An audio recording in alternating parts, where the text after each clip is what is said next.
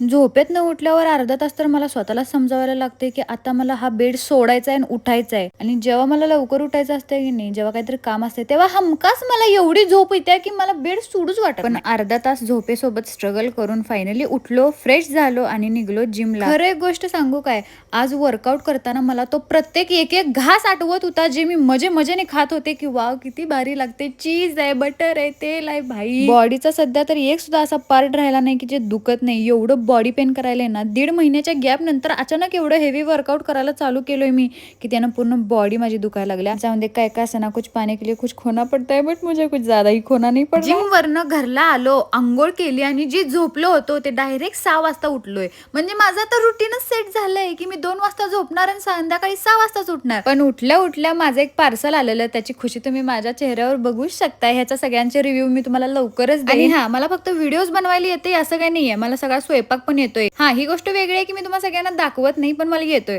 आणि मी त्या मुलींमधली आहे जी गाणी लावून स्वयंपाक करत असते. सॉंग शिवाय त्यांचा स्वयंपाक होतच नाही. मुलींना मला कमेंट मध्ये सांगा नक्की की तुम्ही पण घरातली कामं गाणी लावूनच करता की नाही. गेस करा गाणं कुठलं आहे.